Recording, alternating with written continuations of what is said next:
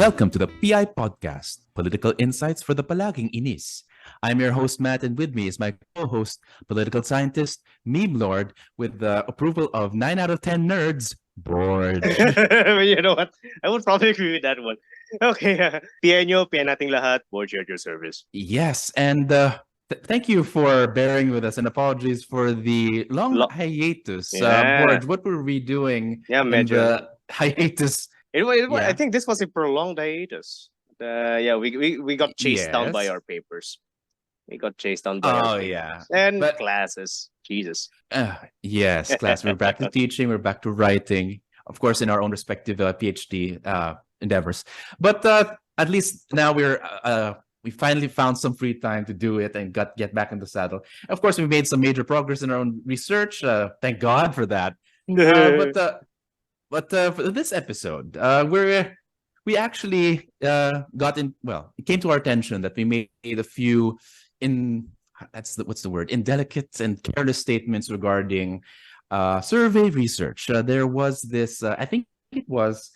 What was it? Slice of PI? Yeah, it was one of our slices way I think 2 years ago, where we in tackled 2021. yeah, survey research.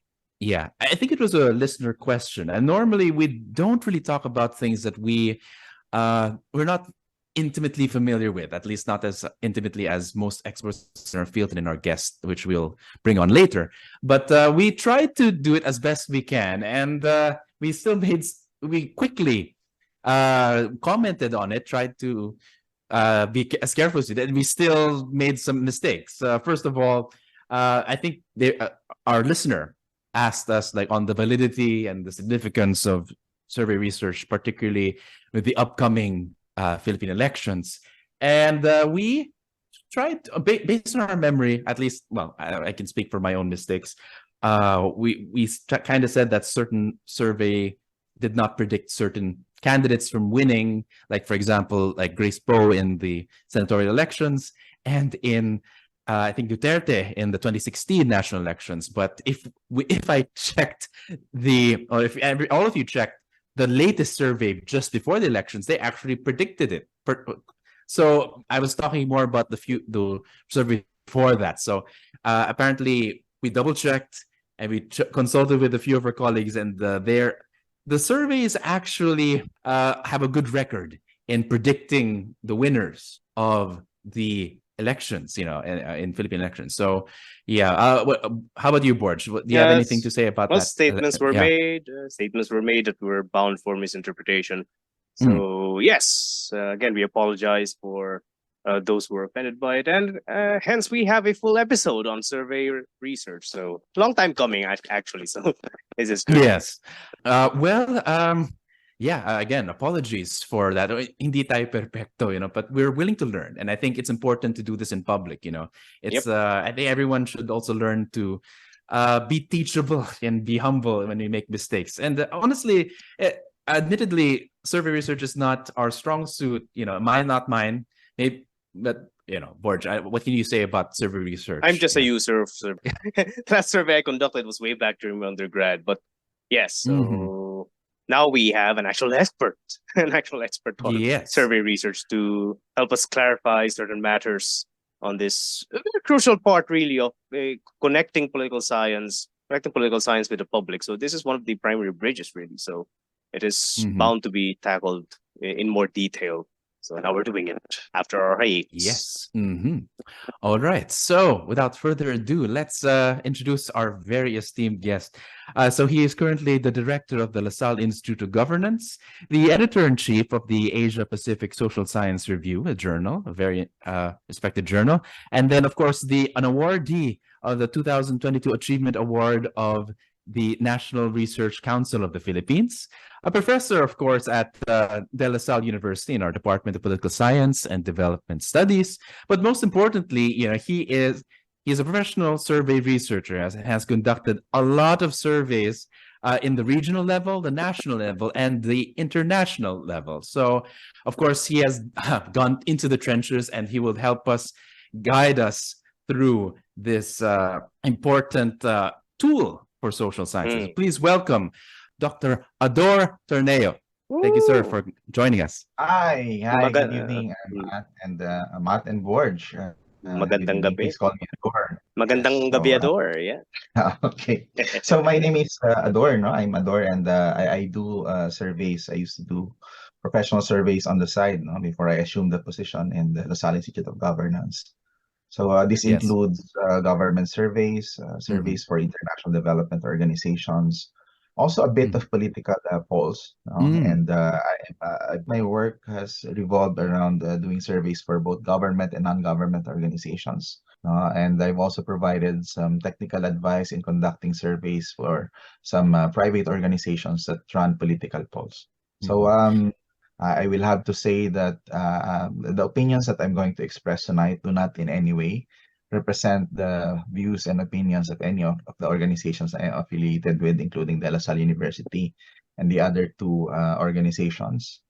This is Mhm. mostly based on my experience, no, as somebody who's involved in survey research. And Okay. wanted to make the disclaimer. Okay. A Thank seasoned you very much. veteran. Yeah. Yes. But well, since you've mentioned that your extensive experience, maybe you can elaborate on what kinds of topics and issues that surveys are used in, at least based on your experience. Yes, there's a lot of different kinds of surveys. No, some of the surveys that I've done, for example, involve collecting information regarding water usage, water Mm. consumption, water sources, no, for rural areas in the Philippines. Mhm. I've also been involved in designing and executing a national housing survey for one government-owned and controlled corporation.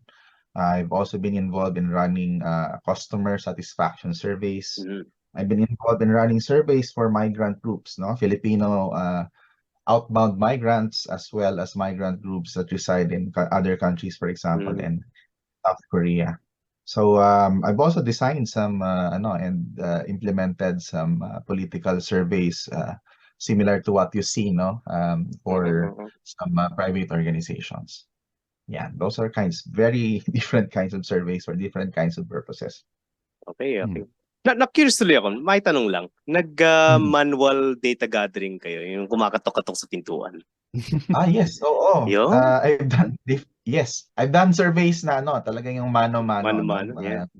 on the field, house to house, I've run some surveys in Yeah. Tondo, Baseco area, no. Wow. We've also done surveys using technology tawag nila copy, no, Mm. Mhm. para computer aided or assisted Mm. na tools, no, running Mhm. surveys.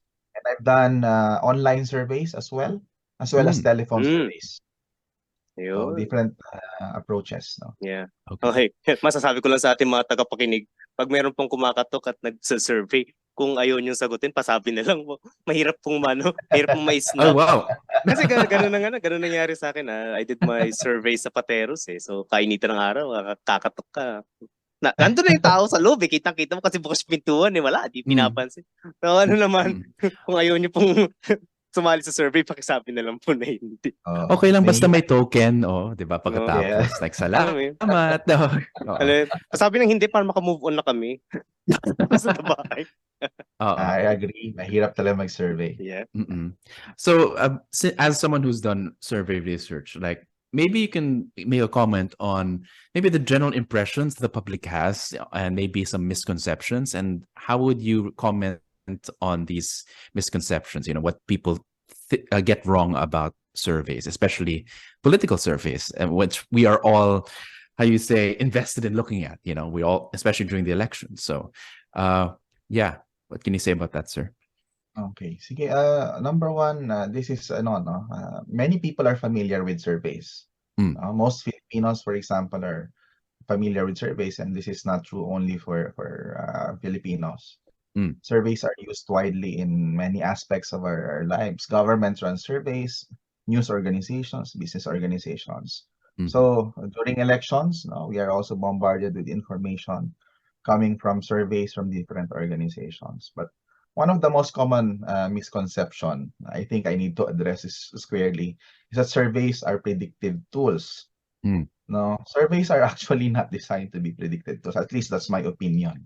No, Mhm. basically, surveys are systematic. It's a systematic approach for collecting information, from people by asking them to respond or answer the standardized set of prompts or questions in survey questionnaires.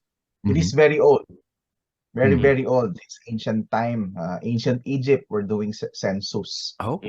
But yun lang. The purpose of that is to collect information, typically on some recordable, oftentimes measurable aspect of a human characteristic or behavior, belief, preferences. But that is the purpose of that, no? Is to collect information on that, measure of that, and make sense of that.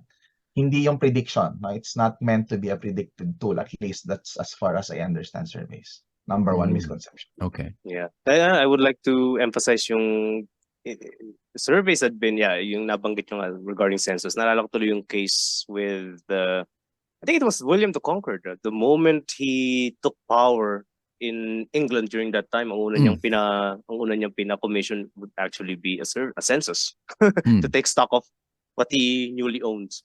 So I mentioned earlier that surveys right now is an important tool linking political science and ordinary citizens. Dagdag ko na lang, it's also an essential tool for state building, really. It's a part of politics itself.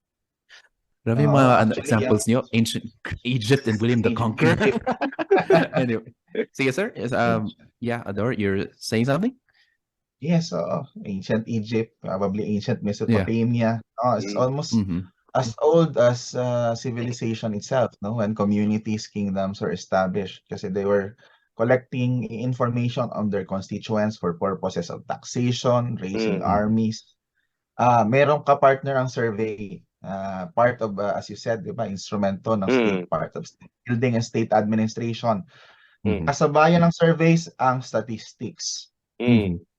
So the growth of surveys and statistics almost came hand in hand, which is also the reason why a lot of statistical analysis is actually applied to using it's applied to survey data. So dagdag ko lang yung kanina, no? Sabi ko many people are familiar with surveys, but especially when it comes to political polls, they think it's parang a way, it's like a crystal ball to predict the results of elections, but that's not the original purpose of surveys. But of course, we often see surveys being used in this way, no? To predict the results, especially of elections, no? But it's not limited to elections. Ginagamit din siya minsan pang-predict, for example, sa economic growth. Surveys of economists trying to predict the outcome, but prediction is usually associated with political surveys or political polls during, before, and after, during and before elections. Actually, not just prediction, but also to establish legitimacy, like approval ratings. I think a lot of people actually were surprised, when the Duterte had consistently high approval ratings despite the issues. What can you say about that, sir? Like what the that as a survey as a means of establishing legitimacy of maybe a administration or whatever, or a policy even, not even a person. Kasi yun nga surveys are used for a lot of purposes, no? To measure, nabanggit ko kanina, one of the things I use surveys for is to measure customer satisfaction. People also use it to measure satisfaction with, for example, government leaders. Specific government leaders or officials, government services. When it comes to legitimacy, post-election, nabanggit ko kanina, no? Surveys are also done post-election. For example, exit poll, satisfaction, trust, approval ratings. These are widely utilized to gauge public sentiments, no? Whether or not it is used actually for the purpose of legitimacy building, I'm not sure. I don't think it's purposive, no, or intended for that purpose. But it is used to gauge or capture at least people's opinions, attitudes towards, for example, government or certain things at given periods in time. Whether or not the other actors use it for legitimacy building and other purpose, ay hindi po yan kagagawan ng mga organizations na nagrarun ng survey. Madalas. Yes. It's the ones that consume and yeah. utilize the survey data. Yeah. Kasi may certain allurang numbers because it's clean. It's very clean and simplistic. Yeah. And there's a certain allure to it. Yeah.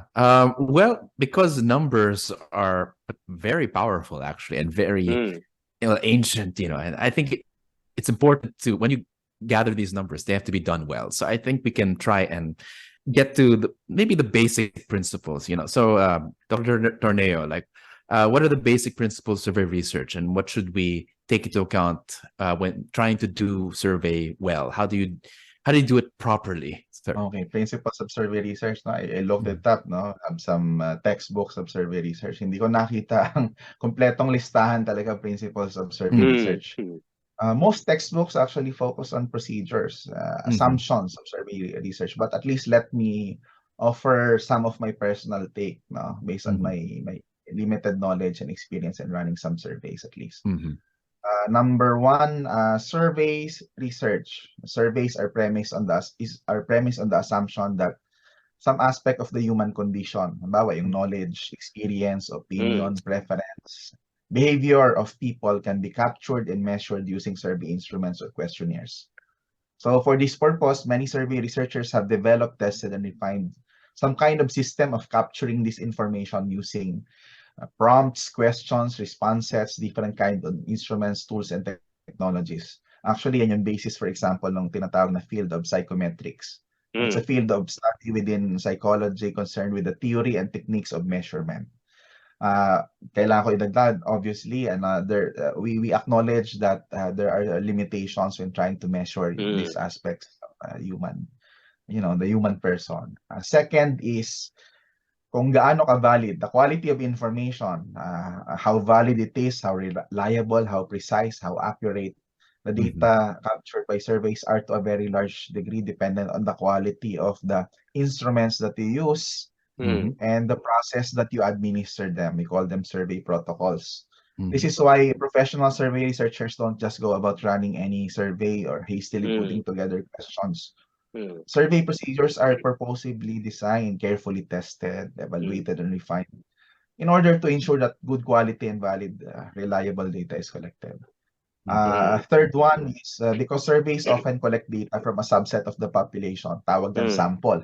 The quality of the data and the kind of inference we can draw from analyzing that data or information is influenced by who actually participates in the survey and how they were selected. No? So along with other things, we call them, for example, response rates. How many people were invited? How many actually participated? And other things influence whether or not the information that you get can be generalizable, if they are representative, the degree of the errors, the bias, and other characteristics of the data. Kaya very important principle is survey researchers must carefully plan and design their sampling methods. They must test them, refine them, manage how they administer the instrument to ensure that bias and errors, problems in the data are reduced and to increase the likelihood that they are actually capturing the data they intended to capture. Maybe last two, fourth, survey research, just like any other social scientific research method, are premised on the belief that respondents, the people that you interview, the people that you survey, are giving truthful and correct responses to the best of their ability. Of course, this involves people. Ito yung complicated na part, no? People have very human tendencies, including, for example, they may have difficulty or limitation in understanding complex questions or questions that are not native language. They may have what they call social desirability bias. They don't want to be judged. They want to be liked, even by the survey, the one that's conducting the survey interview. They have memory or memory limitations. Recall if you survey them or ask them questions pertaining to what they did or what they thought at a certain period back in time, they may not remember it accurately. They may even recall, filter the response. They can under-report, over-report. They can withhold information. They can be influenced by bias, partisanship. They can even be, manipulated, Right. and all of these things are very, these are characteristics of Yeah. people that can impact the quality and accuracy of the responses. That's why Yeah. we try to design instruments and procedures to minimize these potential problems. And even then, even the best design surveys may not be able to deal with all of them. No, but we try.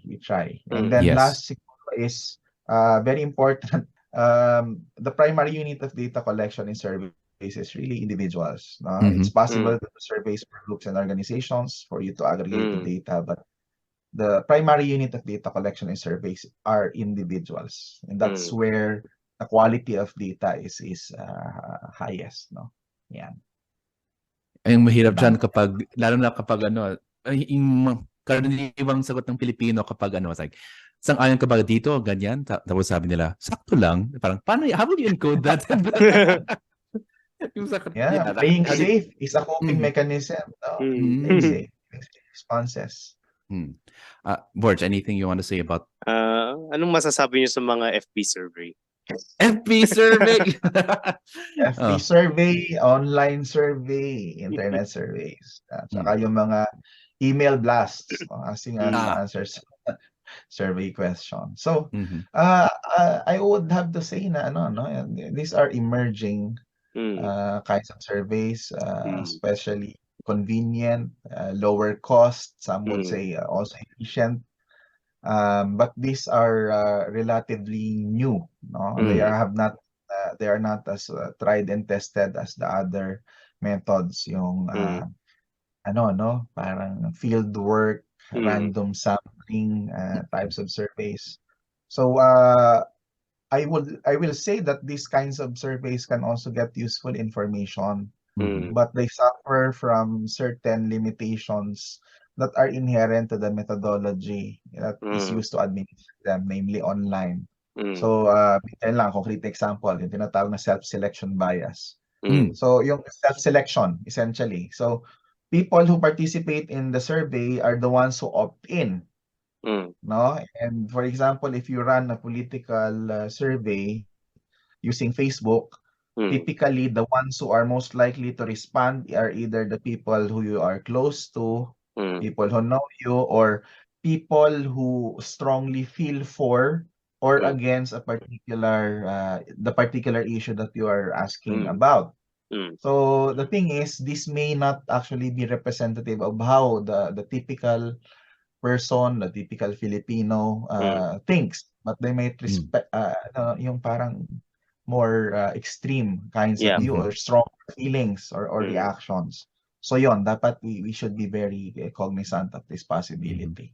Which I think brings it to a very important concept, maybe two related concepts actually. Number one, of course, maybe you can tell our listeners what are important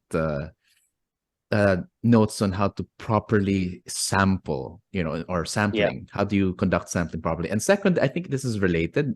Correct me if I'm wrong, but I think a related concept is the margin of error. In fact, I remember, speaking of internet surveys, I think there was this one candidate last elections where Montemayor claimed that his internet survey had 0% margin of error. Like, wow, okay. Is that possible?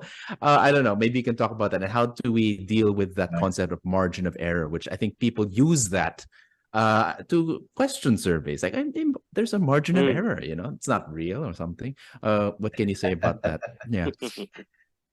Okay, so let's dissect those ideas one at a time. So the first one is you can conduct surveys. There are two ways to conduct surveys. One is population surveys, which means that you are surveying everyone. And then number one are surveys that use a sample or just a subset of the population that you want to study. So if your group is small enough, let's say it's 300 people, 500 people, one barangay maybe, it's possible actually to do a population survey. So pag population survey yan, everybody is included. So generally we say na walang margin of error dyan because everybody participated. No?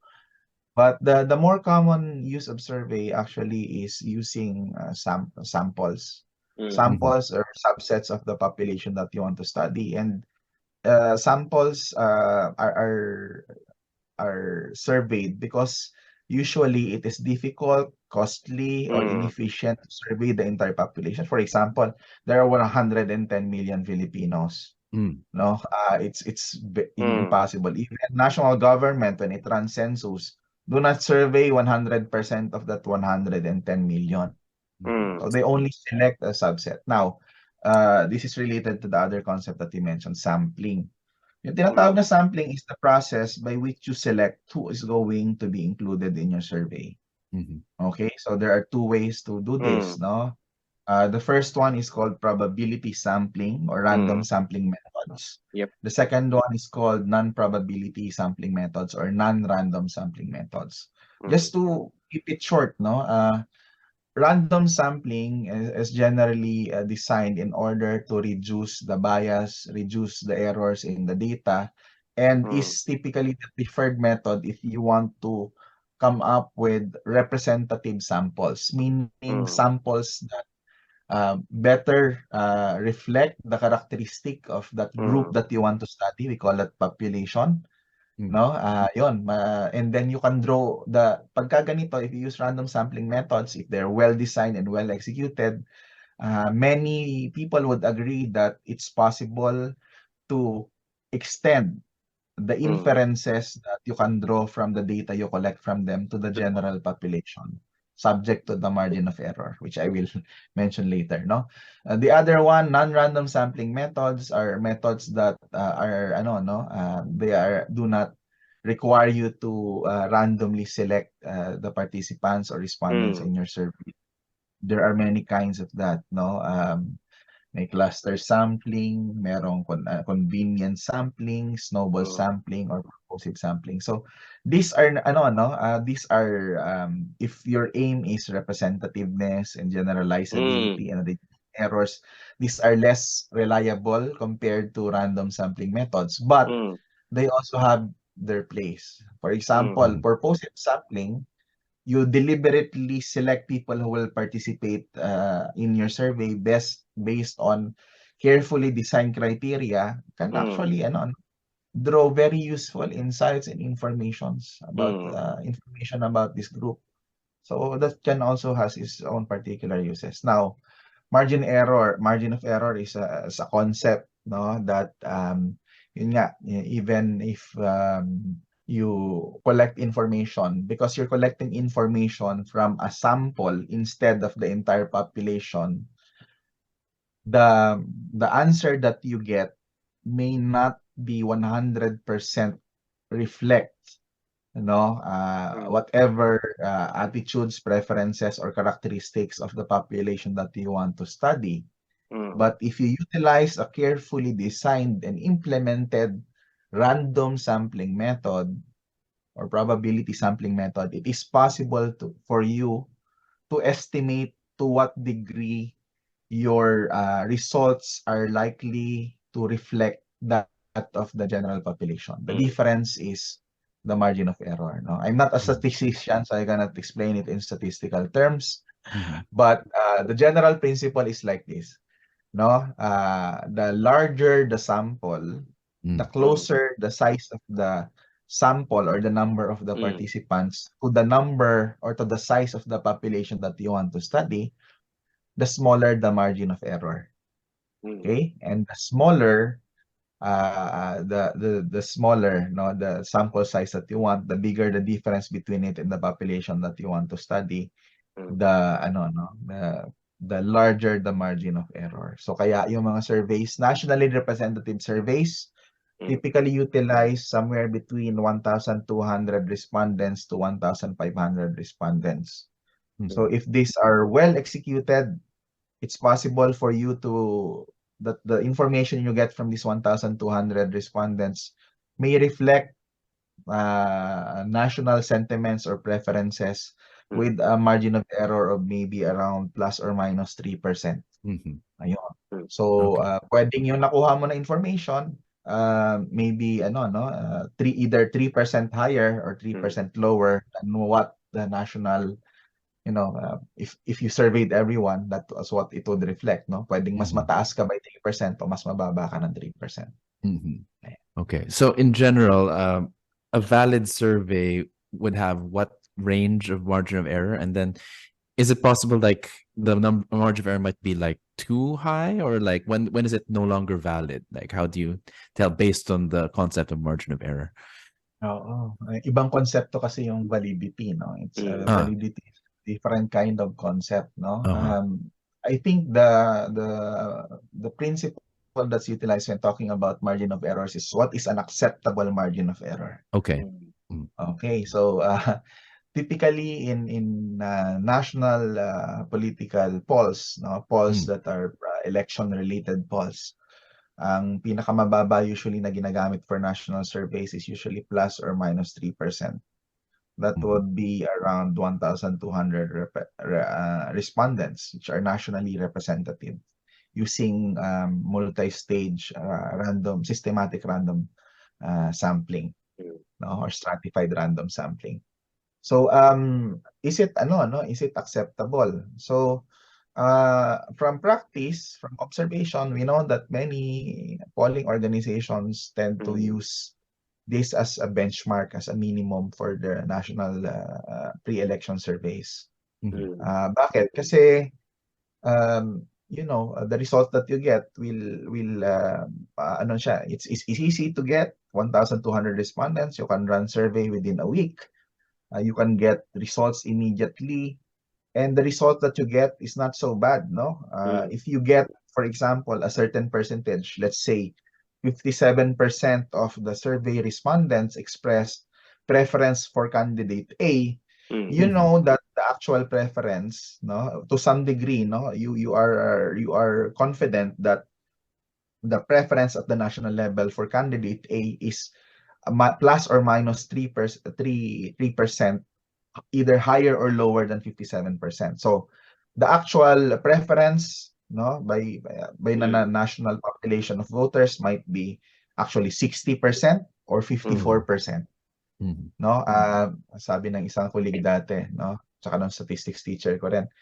So ilan yung talagang no, kung nakuha mo sa survey with 1,200 respondents ay 57, how many actually prefer that candidate? Because you use sample and not the population, you don't know. Sabi nga, nobody knows. Perhaps only God knows, no? But you are if you utilize random sampling methods, you can be confident. Normally 95% level confident that the response that you get is between 54 to 60. That is preference for candidate A. Okay. Not sure, is there any other question? Did I miss anything there in the question? So yeah, well, just to be clear now, the margin of error isn't about being necessarily like how wrong it is or right, but it's more on expression of the limitation of the tool. So it's like when people see this margin of error, it's like, oh, mali yan, diba? Like, or it's like a score. Yes. It's the degree to which the degree to which it's the range actually of tells you the upper limit and the lower limit. No, it tells you the range by which the result that you get, it probably lies between these numbers. No, so for example, typically in 1,000, nabanggit ko na kanina, pag 1,200 usually plus or minus 3%. Kapag 1,500, mga plus or minus 2.5%. If you want a 1% margin of error, I think around 10,000 respondents. So if you have 10,000 respondents, your margin of error is plus or minus 1. So if you get, let's say, 57% said they prefer candidate A, no, it is highly likely that either the percentage of voters who prefer candidate A is between 56 to 58. So this significantly narrows down that range and increases the sort of parang accuracy, so to speak, of your survey. So yon, ang problema lang, 10,000 respondents are hard to survey. Right. It's very expensive and costly. By the time that you collect 10,000 respondents, a long time may have passed and conditions may have changed. So yeah, that's the reason why halos walang gumagawa ng survey na 10,000 for election polls. Okay. They usually cap it at 5,000 usually. Borj, anything to say at this point? Yes, siguro from the perspective of an ordinary citizen, kasi again, as I've said, numbers are alluring because they're simple, but again, it's deceivingly simple. There are nuances that can discomfort people. Kaya masyadong malaking weight na naibigay, probably, with the issue of margin of error. Kasi it's a far more complicated issue tied with sampling, and of course the distribution of the probability of that the answer is actually reflective of basically the entire population. Ang ano ko lang, I think something that I would like to lift out of what you stated regarding the issue of inference.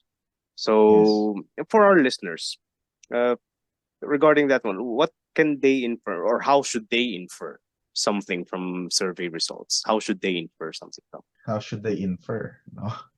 Like, I'm gonna go with the definition of inference as tendency ko is to take the definition of inference as knowing something that you don't know based on what you know. Right? So, well, that's one definition. No? That's King Kyohin and Verba's definition of inference. I cannot, kasi what you infer from the information, yun nga, sabi ko kanina, the primary purpose of surveys is to try to capture and to measure whenever possible some kind of aspect or some aspect or characteristic of people. No? So, can be knowledge, belief, opinion, feelings, behavior, preferences, no? That includes also their political preferences or political sentiments or attitude. No, the thing is, there are limitations to the tool. No, I talked about margin of errors earlier. I've also talked about limitations, for example, that social desirability bias, they can withhold information, etc., etc.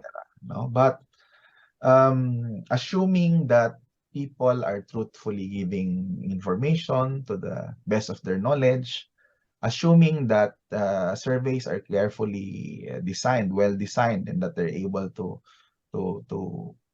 capture that information to a very high degree, no, assuming that it is well executed, no, sampling, it's representative, everything. At best, surveys can give you a snapshot of what people had been thinking about at the time that the survey was conducted. Okay, it's very good in terms of giving us a snapshot, no, of the things that I mentioned. So yun, ano siya, it gives very useful yan for insights because it helps us understand the sentiments of other people, no, larger groups of people. For example, we can get a sense of the national sentiment, no, or we can also look at the sentiment of a particular socioeconomic class. For example, socioeconomic class, people belonging to socioeconomic class C, D, and E. It is a very good idea. No, even knowing the limitations, right, it gives us information on something that we would not otherwise know. So that can itself be useful, right? Right. But yeah, sige, Matt, you want to say something? I just remember there's this news item last year when they were doing the survey, the polling surveys. There are some people that were saying that they had zero. They could not capture any respondents from class A, and they only started class B. So I'm like, people are saying, so does that mean that survey is still valid or something? Because I remember I saw the interview and they were like saying they couldn't find anyone from class A. So what can you say about that survey, sir? Like, does that make it invalid, or there's just no class A? I mean, yeah, it is funny actually. I mean, konti lang talaga yung mayaman sa Pilipinas ngayon, di ba? So, I don't know. Yung mga mayaman kasi, hindi mo basta-basta masa-survey. In my own experience kasi, people who live in gated communities, typically are very difficult to survey. Nandun ka pa lang sa labas, yung may enumerator mo, haharangin ka na ng security.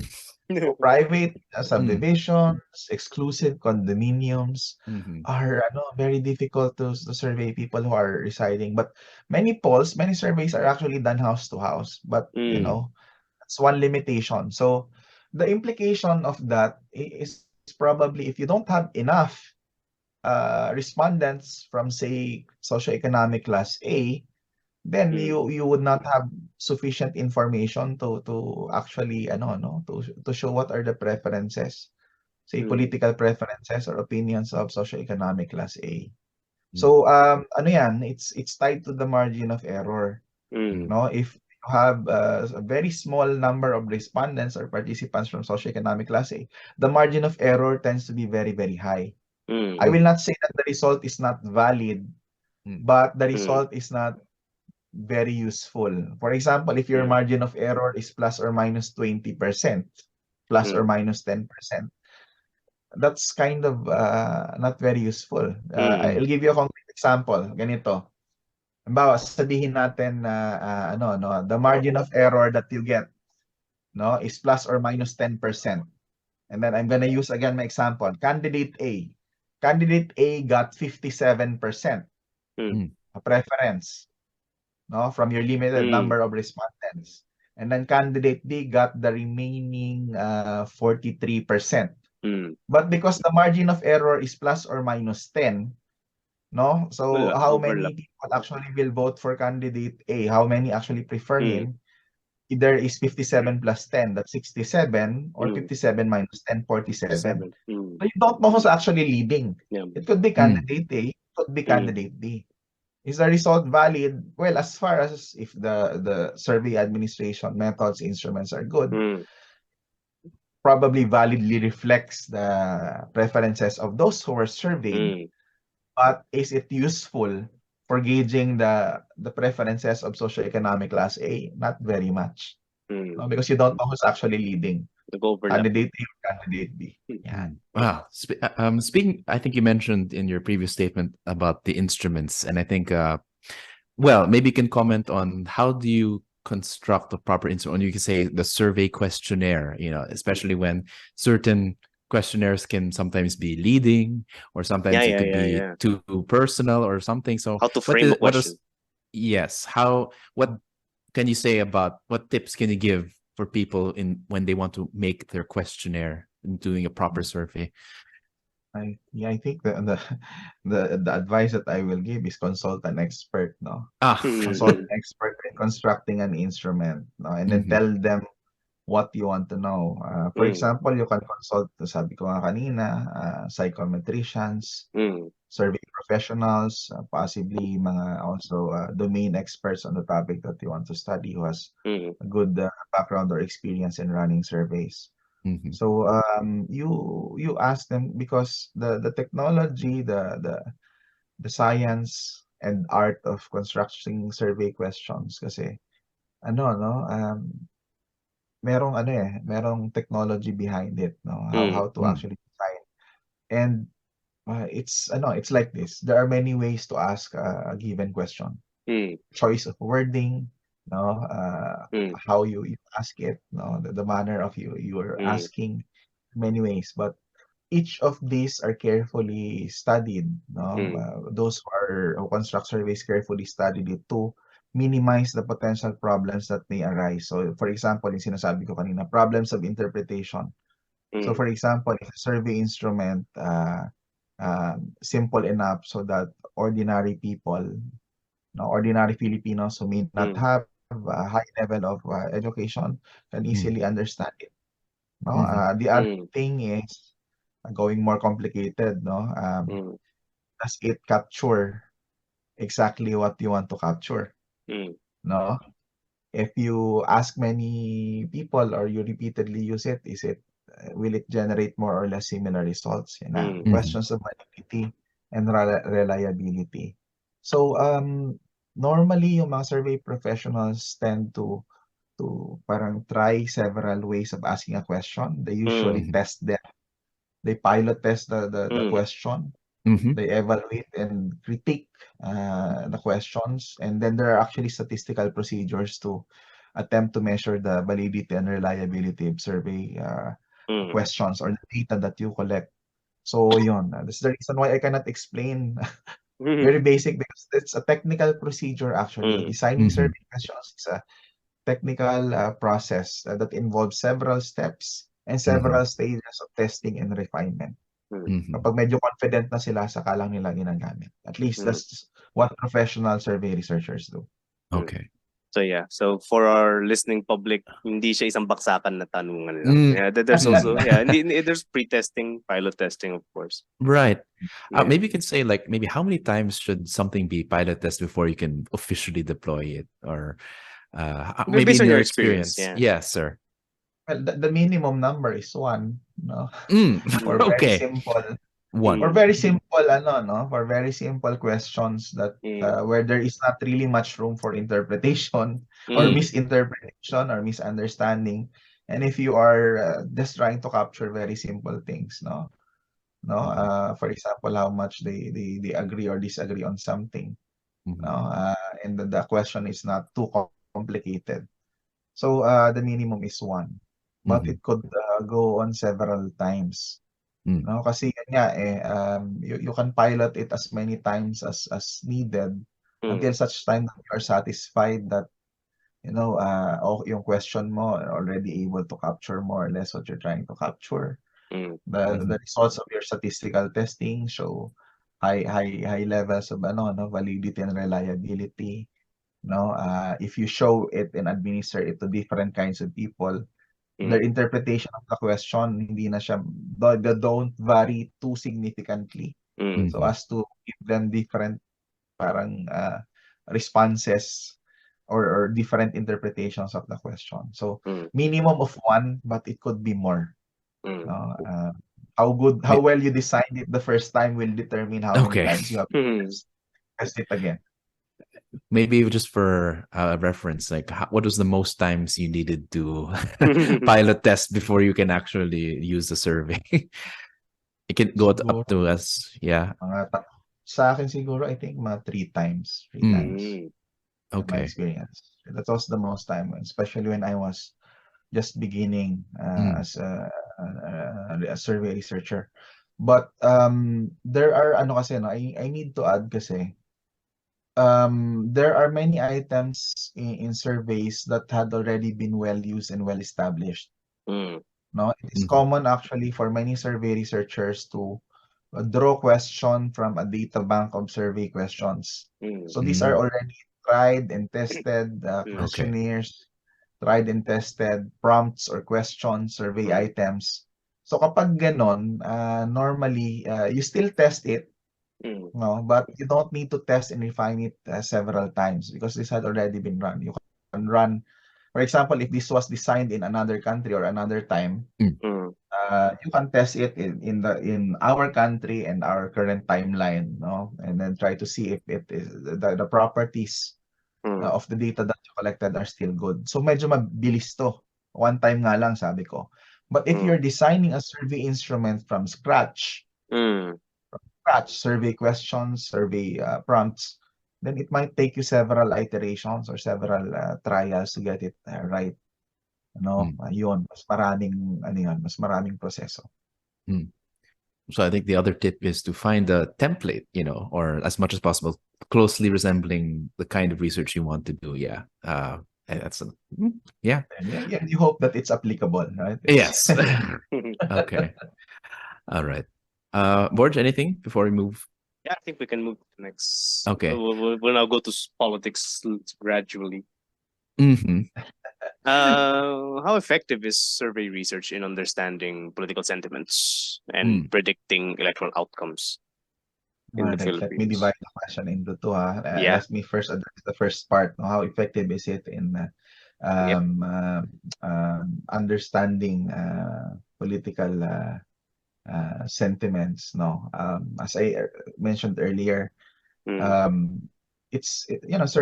survey research, surveys are primarily done to capture some aspect, human characteristic, human knowledge, belief, behavior, feelings, preferences. including political sentiments. Surveys are useful in giving us this kind of information. Kaya lang, to address the question of effectiveness, no, it is highly tied to how well designed and how well executed the survey is. No, I would have to say that in the last couple of years, no, the surveys that I encountered, the quality of the survey vary very widely, significantly, no. There are many organizations and professionals that can design very good surveys, no, and they can generate excellent insights that I would say very effective, at least in capturing or helping us understand political sentiments, no, of those I want to study. But at the same time, mas marami ako nakita. I've encountered more poorly designed and haphazardly executed surveys. So, madalas studies are done by students, typically undergraduate, which did not get good supervision or who lacks expertise, understandably, because they are doing surveys probably for the first time, trying to meet a requirement, no, for their political science course. Basically, they don't know the first thing about properly designing a survey instrument or running one. So the quality of the data, no, is not very good. So ganong klase, if this is the kind of survey that they do, it can be useful for them, but I don't think it's going to be very effective in fostering understanding of sentiments, political sentiments of those I survey. Yeah. So, ganon, no? How effective is it? It depends on how well designed it is and how well executed. Well, while we're talking about execution, I'm just curious now. And maybe what are some of the common mistakes that even professional survey researchers still kind of do, and maybe we should watch out for? Yeah. When it comes to survey administration. Yes.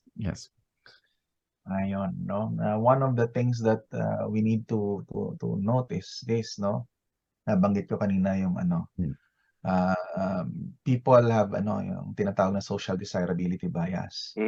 No? You are asking, when you're surveying a respondent and you are a stranger, no? You are meeting them for the first time, and then you're asking them you're asking them to disclose personal information, right? So especially during periods of kapag masyadong controversial yung question mo, or during periods of time na masyadong mataas yung degree ng tinatawag nating political polarization. I mean, people are very strongly divided or feeling strongly for or against a particular candidate, particular issue.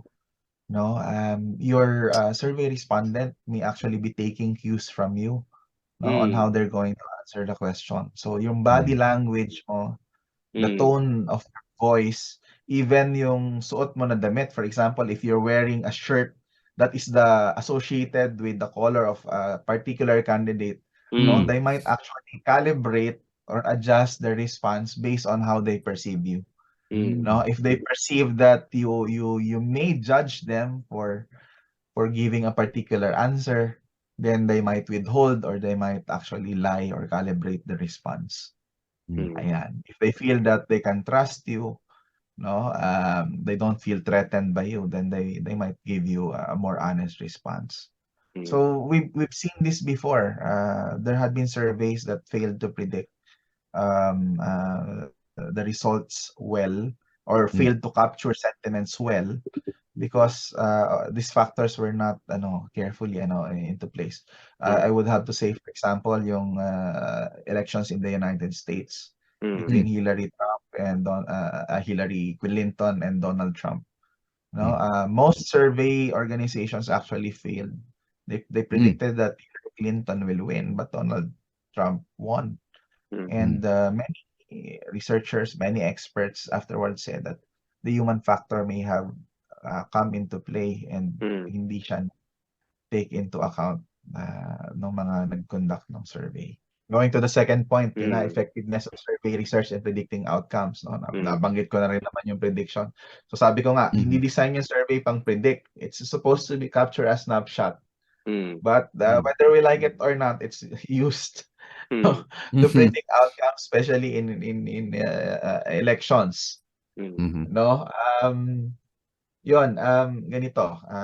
Let me put it this way. No? So the surveys capture a snapshot of people's political preferences or opinions at the time that it was taken.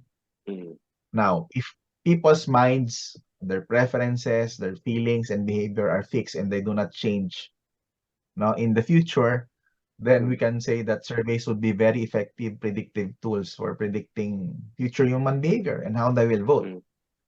But we know that this is not the case. Tama? People can and do change their minds. They change their feelings. They change their preferences depending on various conditions, internal and external. So this can be hard to predict. No, parang the survey might capture a snapshot. That snapshot might be valid today, but a few days after, a few weeks after, this might no longer be the case. But at least we've come to know a few things. No, for example, some of the researches, surveys, and observations and experience tell us that certain beliefs and behaviors are less likely to change over time compared to others. Of course, the thing is, the longer the time period that passes between when the information was collected from the person, kung kailan ginawa ang survey, tsaka yung pinoproject mong time in the future, the higher the likelihood that things would have changed by then. So the practical implication rather is that if you survey people about their preferred candidates today and then use this information to predict who they will vote for in an election 6 months from now, there's a very good chance that the results might be off, by a very large degree. In the Philippines, though there has been some observations that people's preferences, especially for national positions, especially president and vice president, tend to converge mga around a month before the election. Ibig sabihin, they can still change, they can still move, but they don't move, hindi na siya masyadong malaki. As for the reason for that, we can talk about it later. No, but the closer the survey is done prior to the election, the closer the final result is the result of the surveys. At least that has been our observation. So are they effective in predicting? They were not meant for that purpose, but if you're trying the surveys that had been used to predict the results of elections, but that were conducted close to the actual elections, tended to produce results that are similar to a high degree to the result of the survey. Medyo similar yung result ng election sa survey. While we're still on that topic on elections, and maybe we can ask though, like, what have been the effects of these surveys on maybe political outcomes? Like proven, like, do they really affect the way people? Yeah. Huh? I think may affect ba sa preferences ng mga buwabasa ng surveys. For those who are keeping an eye on the surveys, yeah. Address ko muna, no? Before I go there, what is the track record of surveys in the Philippines? I think I need to address this one. Okay, no? yeah. And the last election, the last national election that we had was on May 9, 2022. That was last year.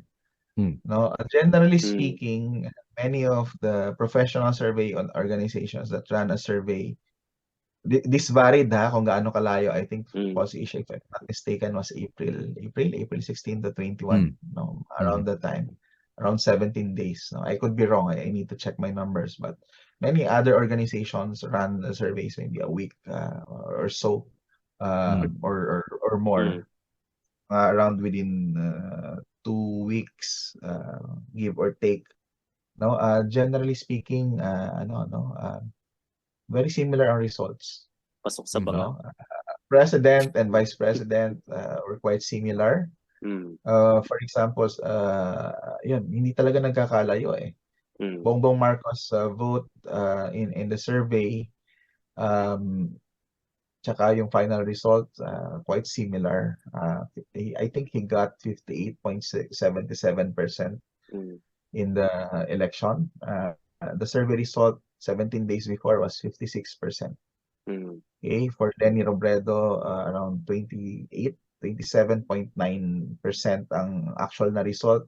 The initial result in the survey was 23%. Manny Pacquiao, 6.8% yung actual. The survey showed 7%. So, as you can see, hindi siya sobrang malayo. No? The winners were actually, they were tama naman. Similar naman yung resulta. Similar din yung sa vice president. No? This has been, especially for the major polling organizations in the Philippines, SWS and Pulse Asia, has had very good track records na the last surveys that they've done prior to the election and the result of the actual election in terms of percentages, no, share of votes, hindi siya sobrang malayo. Like that. They were able to, if you use their surveys to predict the winners of the election, especially for the national position, likely you would have pareho predict nila. Siguro with the exception of the vice presidential election in 2000 and was that 2000 and this was between Bongbong and Lenny Robredo. Was that 2016?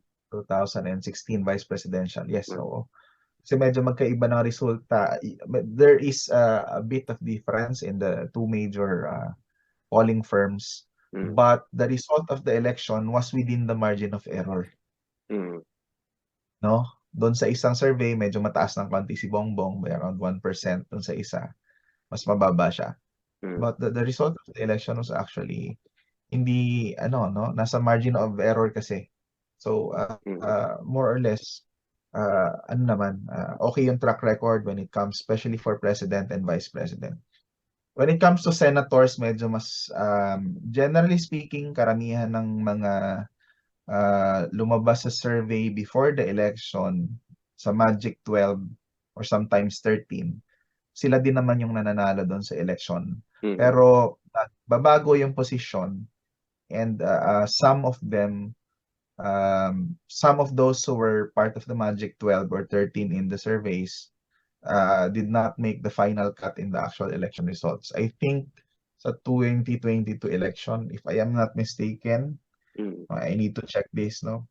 Isa lang yata sa survey ang nawala. If that former Vice President Jojo Binay, no? But nasa survey yata siya, if I'm not mistaken. But nawala siya, and then Senator Joel Villanueva actually was the one who got in. Yung ranking medyo nagbago, no? So, okay. Ang susunod doon na tanong mo ang tanong ninyo ay nakaapekto ba yung survey? Baka naman kaya sila nakapasok. Baka naman kaya ganun yung naging resulta ng survey ay ng eleksyon ay dahil doon sa survey. 'Di ba? Yung tanong na nasa isip ng maraming tao. Baka naman kaya ganun yung resulta ng ng election ay na-influensya ng survey. So medyo hindi ko masasabi na straightforward yung relationship ng survey tsaka ng political opinions or political preferences. No, kasi on one hand, ano bang purpose ng survey? Ba para i-measure, 'di ba? Sometimes the purpose is to measure political opinions, political preference. No, but we cannot deny that there are also there is a very high likelihood that the survey results may also be directly and indirectly influencing those opinions that it's trying to survey, at least the future ones. No, very common explanation by experts yung tinatawag nilang bandwagon effect. No? So when people parang nakikita na nila kung sino yung llamado, no, sino yung mga lamang sa survey, tapos malapit na yung election, no, habang palapit ng election, sino yung malakas na kandidato. People might be people might be inclined to put or hedge their bets, put their bets on the ones that are more likely to win, yung mga front runner in the survey. No, that's a very it's a very likely possibility. No, pwede mangyari yan. It's also possible that organized groups o kaya yung mga supporters o kaya yung mga nagfa-fund, no, nagsusupport sa mga campaign, nagfa-finance sa mga elections might also shift their resources or support no to the ones that are leading the surveys. I mean, you know, if you are providing, you know, campaign funds or support, of course, it's possible that you want to give it to the ones that are more likely to win. So they might shift their funding or financial support to the ones that are leading the pack, so to speak. No? So of course, if they shift their political machinery and their resources, may epekto rin no, sa mga tao, no? The political party, the political machinery might also try to calibrate their strategy so that they're able to recruit more people kasi they have more resources. On the other hand, some of our colleagues also, some experts on this topic might also say that no, yung mga Pilipino, ang tendency is actually hindi salyamado, no? Hilig daw ang mga Pilipino actually sa underdog. No? So there might be some tendencies also or inclination.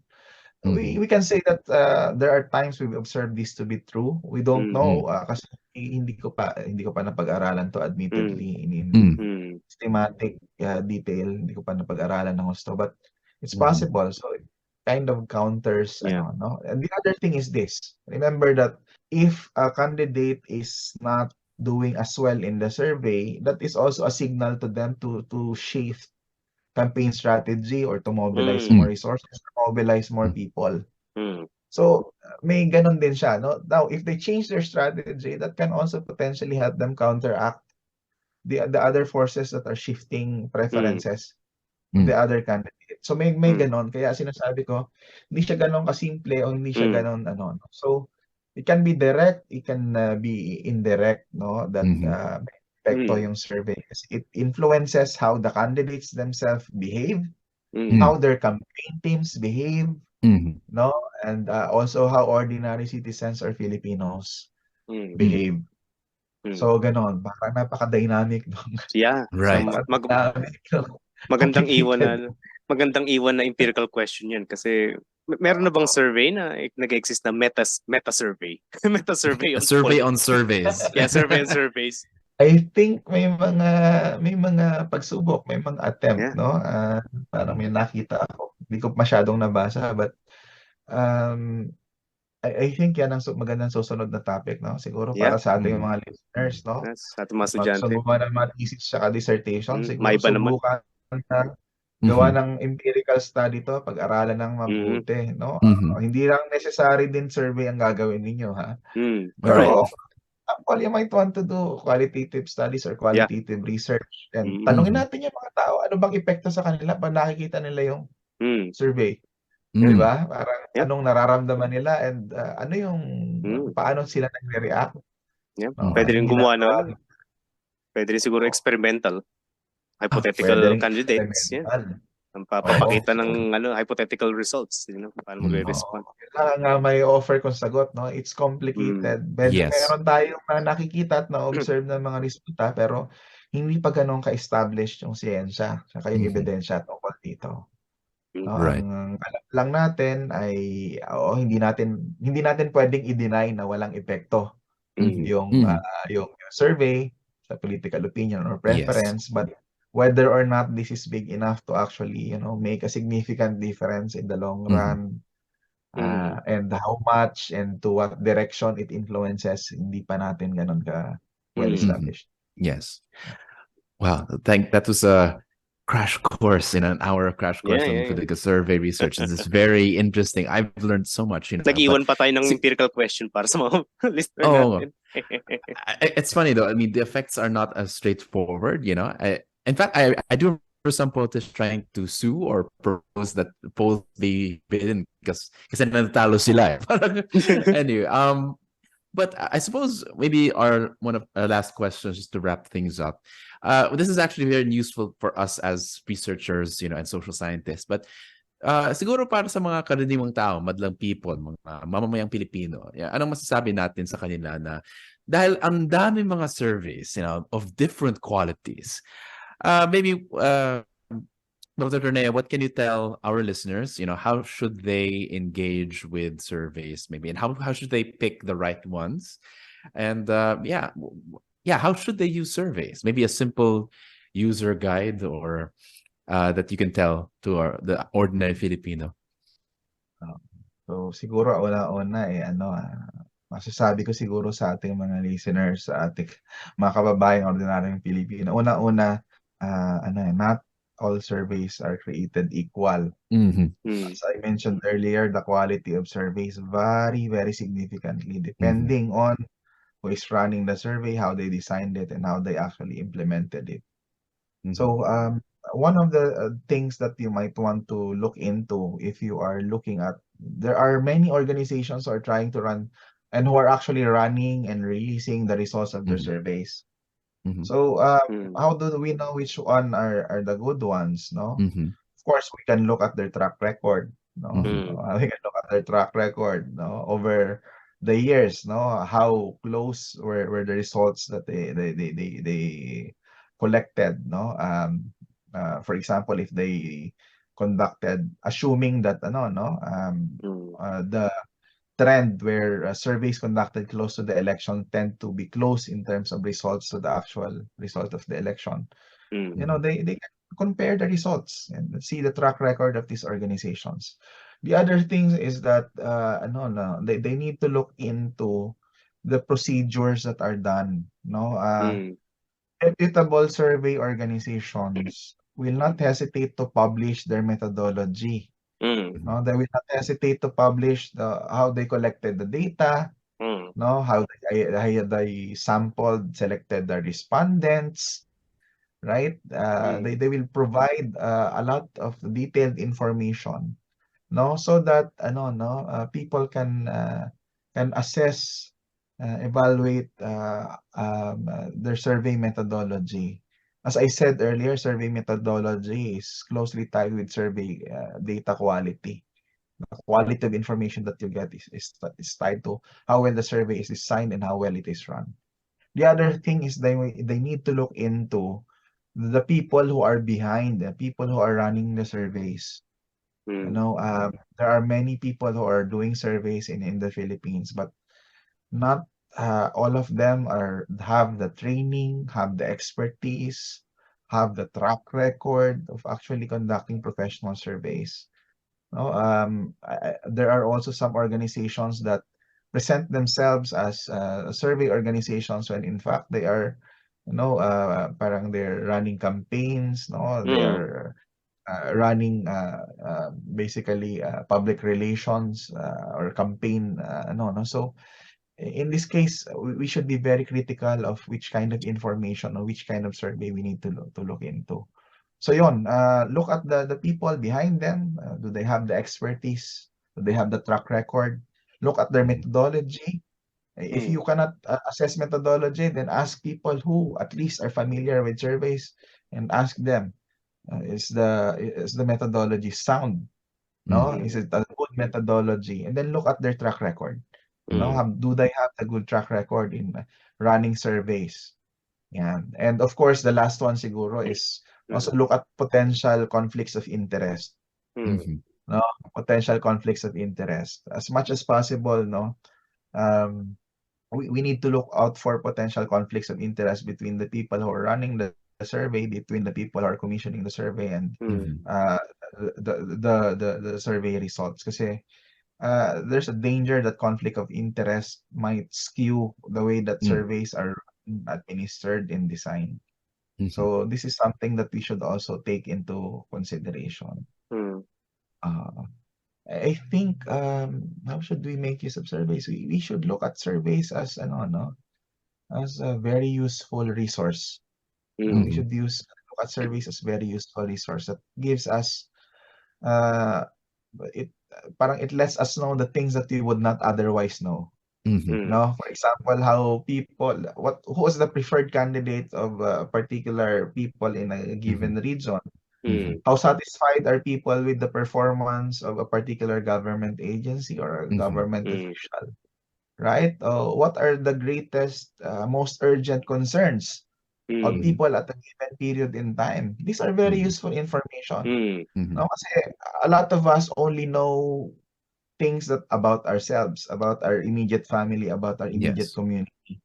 But we don't know what's going on with everybody else. We don't know, for example, if our concerns, our challenges is just limited to us. This is something that is shared by a large number of people. These are things that we don't know. So surveys are very valuable because they give us insights, no, about these things.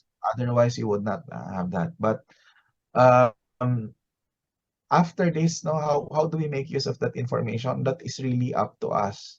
No, I think the unasked question is, should we use survey results, for example, pre-election surveys as a guide on who to vote for? I think that people should make up their minds on who they should vote for based on their own values and their own criteria for choosing their political leaders. No, I think most of us, I hope all of us can agree that basically voting for people or voting for particular politicians because other people are voting for that particular politician is not really an ideal use of our rights to select our political leaders. No, we should have we should have our own principles. No, we should have our own criteria on selecting who to vote for. It's a wasted opportunity for us to vote basically just by bandwagoning or joining particular candidates. Now, a different question is if you are really rooting for or supporting some kind of candidate, no, you might make use of survey data. If your candidate, for example, is not doing very well, no, maybe your candidate is not connecting with particular groups of people. For example, your candidate might be struggling to connect with socioeconomic class C, D, and E, or people who are in a particular region, but you want your candidate to win. Then by all means, use that information to maybe, I don't know, adjust or tweak your campaign strategy. Maybe adjust how you engage people coming from these groups or from these regions. No, that maybe that can be a very useful resource for you to help your candidate if you want them to win. No, for the rest of us, and yeah, it's a very valuable resource in giving us information and insights on what other people are thinking, feeling, and experiencing at any given moment in time. How we use that information or what that is useful is really up to us. Very well said. Yes. Okay. Thank you, Dr. Torneo. George, anything to say to cap this episode off?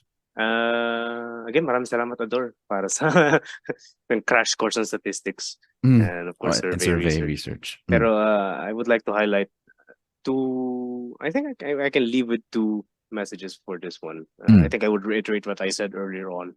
Again, numbers are alluring because they're simplistic. Well, they appear simple, but again, don't be deceived. So survey results, they're based on far more complicated mechanisms and methods. I think it's the responsibility of those who are trying to use it to be aware about the process behind it.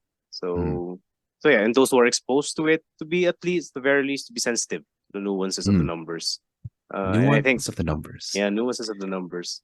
Last, I think, as nabanggit nga ni Ador kanina, it's a resource. It's a resource. It's a mechanism for us. I would like to add that it's a mechanism for us to understand, not really to bash people with it. So please do not weaponize numbers. Right. We should not weaponize numbers. May it be survey results or basic statistics. It is meant for us to help us understand at a certain level of abstraction, a very broad sense, what's going around us. And I think my recommendations would gravitate around that one. Ikaw, Matt, any ano ka ba na tumutugo ba ilong mo ngayon? Nalala ko tuloy yung mga C ko sa math.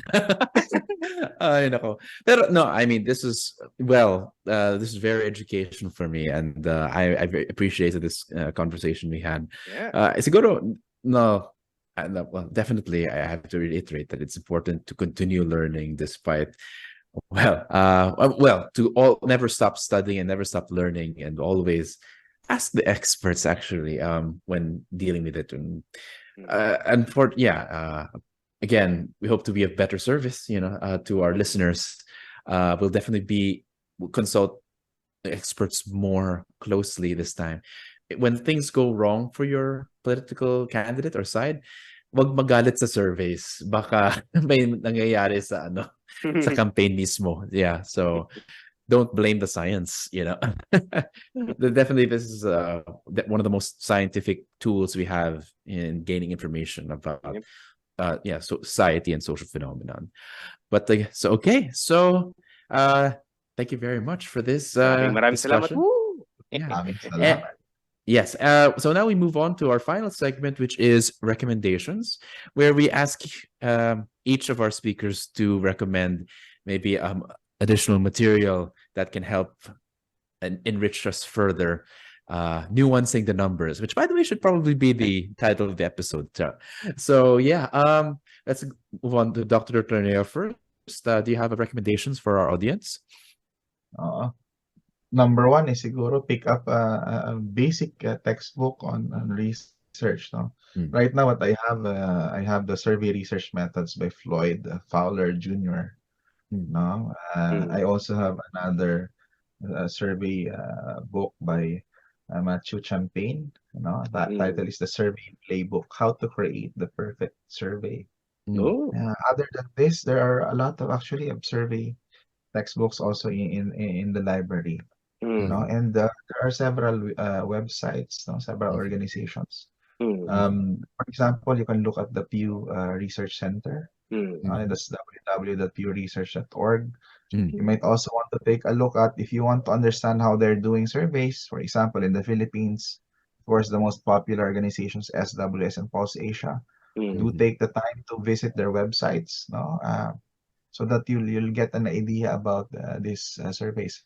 In the government, you might want to look at very interesting kasi the Philippine government is actually the one that conducts the most surveys, I imagine. The Statistics Authority. They conduct family income and expenditure surveys, census, labor surveys, all kinds of surveys, and they actually have a statistical almanac where a lot of these informations are compiled. So they have very good systematic methods, and the nice thing is they always provide technical notes about the surveys that they conducted, what questions were asked, how it was conducted, the procedures that were followed, etc. So very good, very educational. You'll get a really good idea of how these researches are conducted by professionals. And at the end of the day, ask your neighborhood survey teacher for additional recommended books or reading. Yes, we'll definitely link them down in the show notes so you can all follow them. Okay. Borj, any recommendations? For the books, I think I recommended The Civic Culture by Almond and Verba before. I think that was one of my, again, I've been a long time user of survey results and survey data. Addict, no? Medyo addict. I think it's one of the the lines that's keeping me tied with political science. Line. Without that line, I'm a philosopher at this point, but one of the few lines that I have. So, but yes, I think if you want to, again, one of my primary advocacies with tackling survey results is, again, surveys are not only about presidents and political support or whatnot, or candidates. Again, as Ador have emphasized, it's about understanding the psyche, the political psyche of your fellows. And it's Almond and Verba's work with civic culture's seminal work on political culture, political psychology. Dagdag ko na rin yung, I'll probably list or probably link one of the works of Philip Converse, specifically The Nature of Belief Systems in Mass Publics. actually magkasunod silang pinublish it. I think 1963 was for the civic culture, 1964 would be for the nature belief systems in mass publics. So, and I don't know if I should recommend this. I don't know if this is accessible, but I hope it is accessible. Democracy for Realists by Christopher Akin and Larry Bartel. So this is not only good examination of democracy, at least for the United States, but it's a good example of effective deployment of quantitative data. Yeah. And lastly, I think just to cap off recommendations for expanding our access to resources, I would recommend 3 databases that are publicly accessible. So again, if we're going to tackle survey results, again, we need to go beyond mere candidates and political support. So we can go with the Asia Barometer survey. We would link their site, but their database right now is more easily accessible because data you need to write a request and they would send you the data. But for this one, when you do the online request, you can easily access data online as well. So hindi na i-email sa'yo. So Asia Barometer survey, if you want to check out data on political tendencies, social capital, political values, that would be one. You also have the World Value Survey. Again, their database is also publicly accessible. Meron silang, you can also use their online summaries of data if you want to look at the items. And lastly, this is something that I discovered partially due to the LaSalle Institute of Governance. Nabanggit ni Ador ito, the International Social Survey Program. Wow. So they have a series of surveys on citizenship, as well as the role of government. I think they also have something on social capital. So again, survey data is there. We just need to know where to find it. Okay. Wow. Those are really great recommendations, both of you.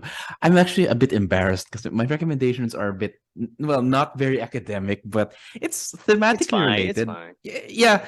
No, one thing that I am enjoying right now, well, in some sense, in preparation for this episode, if you're familiar with the classic game show Family Feud, where you try to guess, survey says, the most common answers. And I suppose that's the reverse of like survey. You have to guess what is there's actually a Filipino version hosted by Ding Don Dantes, and you get to learn maybe what do people know about certain questions. I think one of my favorite episodes was, I think, between during a team Boy Abunda ata versus Team Querida, which runs like GMA. I think the question 1 pa lang sabi nila, ano ba yung mga pinaka karaniwang chismis tungkol sa mga artista? so kuwang-kuha niya lahat. Una, buntis. Pangalawa, may querida. Wow. So it's actually a fun exercise, I suppose, with regards to like guessing instead of just guessing the nature of the surveys. That's one thing, maybe a fun way of engaging and see how close you are to it. Yes. It's basically a fun way to deal with margin of errors. Yeah. So of course it's an American one, but the Filipino version is very entertaining. And the other one is, well, I'm reminded of my old, cinephile days. I discovered this film as a undergraduate by Darren Aronofsky, the director of Requiem for a Dream. One of his earlier films is Pi, as in P-I. Wow, P-I. Basically, the main character is a mathematician. He's obsessed with numbers, and he begins to see all the patterns. He's starting to predict the movements of the stock market.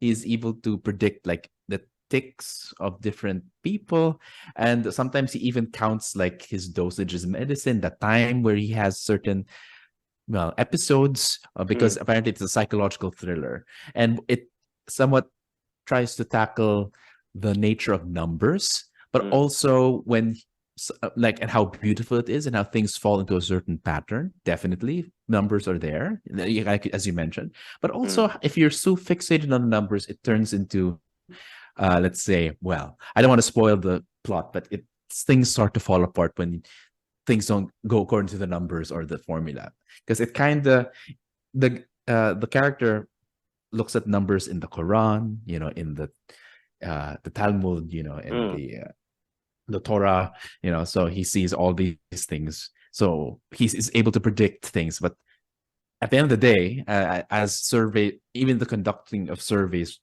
kind of deals with. So the human nature somehow is sometimes so irrational, it kind of defies numbers. So numbers can help in structuring our analysis of the world, but other times, humanity is bigger than numbers. So it's that tension of the theme, and it's a really good film. It's very low budget. It's one of again, it's kind of film schooly, but I think it's still a good watch. Yeah, I think you can watch it on the internet. So I'll put the link down in the description. Great. Great. So thank you again, Dr. Torneo, for being here at the PI podcast. Do you have anything to promote before we end the episode? Maybe something where they can find more of your work, or yeah. Thank you very much again, Matt and Borge, for having me here. It's a very interesting discussion. I'd like to thank also our listeners, for tuning in. It's a bit impromptu, but I hope you were able to get something from the discussions. You can check our website at the La Salle Institute of Governance at the La Salle University. Yes, I'm Robredo Institute of Governance at www.dlsu-jrig.org if you want to see more of our activities, or look for the La Salle Institute of Governance in Facebook. So that's it for me. Thank you very much. Ayos, maraming salamat. Okay, and thank you everyone for tuning in. We'll see you again maybe in another 4 months now, but we'll try to continue as much as possible. It might be less often, but definitely we'll still carry on. You can find the podcast at our usual places at Anchor, Spotify, and YouTube. If you have any discussion suggestions or questions, you may email us at pipodcastph@gmail.com or send us a message at our Facebook page. But until the next episode, magandang gabi, mga ka-PI.